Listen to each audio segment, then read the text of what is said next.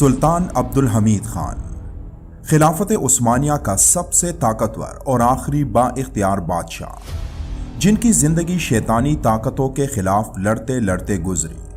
لیکن اللہ کی مدد سے ان کے پاس عقل کی وہ چابیاں تھیں جن کو استعمال کر کے وہ ہر محاذ پر دشمنوں کو شکست دیتے رہے۔ خلافت عثمانیہ نے اتنے دشمن اپنے پورے دور میں نہیں دیکھے جتنے ایک سلطان عبدالحمید کے دور میں موجود تھے، لیکن اللہ کی طاقت جن کے پاس ہو انہیں کوئی ہرا نہیں سکتا، اور ایسا ہوا بھی کہ سلطنت عثمانیہ کے آخری با اختیار بادشاہ سلطان عبدالحمید اپنی آخری سانسوں تک دشمنوں کو ہراتا رہا۔ لیکن ان تمام باتوں کے باوجود کچھ پراسرار واقعات ایسے بھی ہیں جو ان کے دور حکومت میں ان کے ساتھ پیش آئے۔ ان تمام باتوں کا ذکر ایک کتاب میں موجود ہے جس کا نام ہے The Unknown Secrets of Confident Abdul Hamid Khan. اس کتاب میں موجود واقعات شاید عثمانی تاریخ کے سب سے اہم اور دلچسپ واقعات ہیں جن کا ذکر آج کی اس ویڈیو میں ہم کرنے والے ہیں۔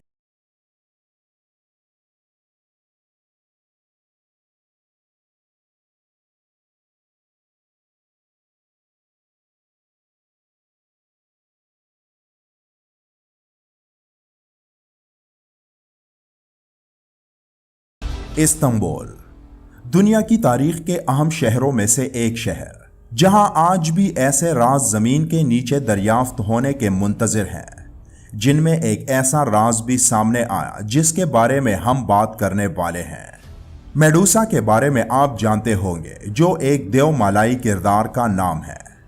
میڈوسا قدیم یونان کے افسانوں کی ایک غیر معمولی شخصیت میں سے ایک ہے۔ وہ اپنے سانپ جیسے بالوں اور اس کی نگاہوں سے مشہور تھی، اور کوئی آدمزاد اس کو قتل نہیں کر سکتا تھا، اس لیے کہ جیسے ہی اس کے چہرے پر نظر پڑتی تھی آدمی پتھر کا ہو جاتا تھا۔ اس کردار کو ایک افسانوی کردار مانا جاتا ہے جس کی سچائی کا علم کسی کو بھی نہیں، لیکن جہاں اللہ نے ایسی ایسی مخلوقات تخلیق فرمائی ہیں جن میں سے بیشتر آج تک انسانی علم سے بالا تر ہے، تو ایسے میں کئی مخلوقات پر کئی لوگ یقین ہی نہیں کرتے، جیسے جنات جن کی موجودگی کو لوگوں کی ایک بڑی تعداد نہیں مانتی۔ اس کے علاوہ آدھا سانپ اور آدھی عورت کے جسم والا ایک افسانوی کردار شاہ ماران کا بھی ہے۔ سننے میں یہ ایک قصے کہانیوں والی بات لگتی ہے، لیکن دنیا کے کئی حصوں میں اس کردار کو دیکھے جانے کی گواہیاں سامنے آتی ہیں، جن میں لوگ یہ دعویٰ کرتے ہیں کہ انہوں نے اپنی آنکھوں سے یہ مخلوق دیکھی ہے۔ اب ان تمام باتوں میں کتنی سچائی ہے اس کا علم تو اللہ ہی کو ہے، لیکن خلافت عثمانیہ کے دور میں ایسے کچھ واقعات سامنے آئے جن میں ایسی کچھ مخلوق کی موجودگی کے دعوے موجود ہیں۔ اس بارے میں تفصیل سے جاننے کے لیے ہمیں سال 1456 میں جانا ہوگا۔ یہ بات ہے 1456 کی، جب اٹلی سے تعلق رکھنے والے کچھ لوگوں نے اس وقت کے سلطان محمد فاتح سے ملنے کی خواہش ظاہر کی۔ اس ملاقات کے لیے انہوں نے وہاں موجود سفیروں کو قیمتی تحائف بھی دیے تاکہ سلطان سے ان کی ملاقات کروائی جا سکے، لیکن سلطان محمد فاتح نے ان کے بےحد اصرار کے باوجود ان سے ملنے سے انکار کر دیا۔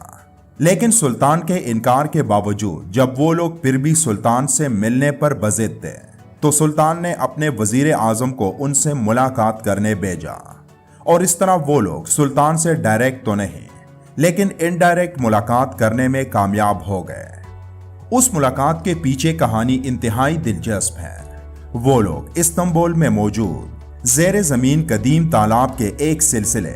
جنہیں بیسیلیکا سسٹن کہا جاتا ہے، وہاں جانا چاہتے تھے، اور ان کے خیال میں وہاں قدیم زمانے سے موجود خزانے ہیں، لیکن اس وقت وہاں حکومت عثمانیوں کی تھی، اور سلطان محمد فاتح کی اجازت کے بغیر وہ ان خزانوں تک نہیں پہنچ سکتے تھے۔ اس لیے ان لوگوں نے وزیر اعظم کے ذریعے سلطان محمد فاتح کو ایک بار پھر پیغام بھجوایا کہ وہ ان سے ملنا چاہتے ہیں۔ سلطان محمد فاتح، جو سیاست کے میدان کے ماہر تھے، انہوں نے ان سے ملاقات کرنے کی حامی بھر لی، اور اس ملاقات میں انہوں نے سلطان سے کہا کہ بیسیلیکا سسٹن میں بے شمار خزانے موجود ہیں جن کی قیمت کا اندازہ لگانا مشکل ہے۔ انہوں نے سلطان سے کہا کہ ہمیں ان تمام خزانوں سے کوئی سروکار نہیں، लेकिन वहां एक ऐसी पत्थर की कब्र भी मौजूद है जो वहां मौजूद तमाम खजानों से ज्यादा कीमती है और जो इस वक्त आपके कब्जे में है। अब वो कब्र किसकी थी और वो इटालियन उस कब्र को तमाम खजानों से कीमती क्यों करार दे रहे थे? तो इसका जवाब है कि वो कब्र लेजेंडरी मेडूसा की थी। उनका मानना था कि मेडूसा हकीकत में थी, जिसके जिस्म को मम्मी की शक्ल में यहां महफूज रखा गया था। उन्होंने सुल्तान मोहम्मद फातेह को मेडूसा की उस लाश के बदले बहुत कुछ देने की ऑफर की, जिसका तस्करा उस किताब में मौजूद है जिसका जिक्र हमने पहले किया था। सुल्तान मोहम्मद फातेह से मिलने वाले उन लोगों के बारे में ख्याल किया जाता है कि वो कोई बुत परस्त तंजीम से ताल्लुक रखते थे। सुल्तान ने उनकी तमाम ऑफर्स को ठुकरा दिया और ज़ेरे ज़मीन उन तालाबों की सिक्योरिटी को मजीद सख्त बना दिया ताकि कोई भी वहां तक पहुंच नहीं पाए, और साथ साथ उस पत्थर से बने कब्र को भी वहां से किसी दूसरे मुकाम मुंतकिल कर दिया। और उन तमाम बातों को उन्होंने बेहद खुफिया रखा, यहां तक कि सालों बाद उसका इल्म सुल्तान अब्दुल हमीद को हुआ। सुल्तान अब्दुल हमीद, जिनके बारे में मशहूर था कि उन्हें पुरस्कार और दिलचस्प कहानियों का शौक था, और यही वजह थी कि वो मशहूर ज़माना शेरलॉक होम्स के नावलों को शौक से पढ़ते थे, और उनके तमाम नावलों को उन्होंने तर्किश जुबान में तर्जुमा करके अपनी लाइब्रेरी में रखी थी। वो लोग जो पहले सुल्तान मोहम्मद फातेह के पास मेडूसा की उस लाश को लेने के लिए आए थे,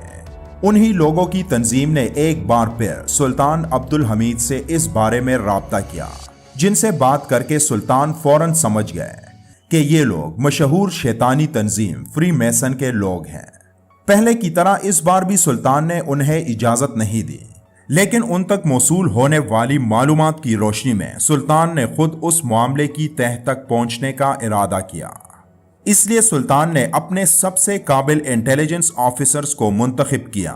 और उस किताब के मुसन्निफ ने लिखा कि सुल्तान अब्दुल हमीद खान ने उस पत्थर की कब्र को खोल कर देखा था, और जब उसे खोल कर देखा गया तो वहां मौजूद हर इंसान हैरत ज़दा रह गया। उन्होंने देखा कि उस कब्र में एक सांप की शक्ल वाली मखलूक को मम्मी की सूरत में रखा गया था, और जिसका ज्यादा हिस्सा सड़ चुका था। सुल्तान अब्दुल हमीद ने वहां मौजूद लोगों को हुक्म दिया कि इस बात को इंतहाई खुफिया रखा जाए, क्योंकि अगर ये बात लोगों तक पहुंच गई तो उनके दरमियान इस हवाले से मसाइल पैदा हो सकते हैं। लेकिन सुल्तान के अलावा फ्री मैसन्स भी ये बात जानते थे, जो हर मुमकिना कोशिश में थे कि उस लाश को किसी तरह से हासिल किया जा सके। इसलिए जब सुल्तान अब्दुल हमीद को ऐसा लगा कि ये लोग इस राज को फाश करने वाले हैं, तो सुल्तान ने एक तरकीब लड़ाई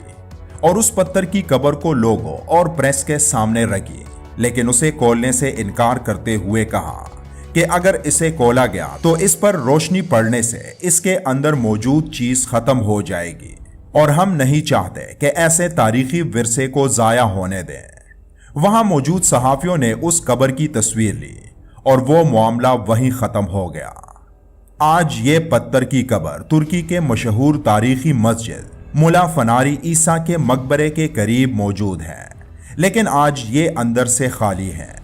कुछ लोगों का मानना है कि सुल्तान अब्दुल हमीद ने उस कब्र में मौजूद मेडूसा की लाश को निकालकर किसी और जगह रखी थी, जिसका इल्म किसी को भी नहीं, जबकि कुछ लोग ये मानते हैं कि उसकी लाश को उसी तंजीम यानी फ्री मैसन अपने साथ निकाल कर ले गए थे।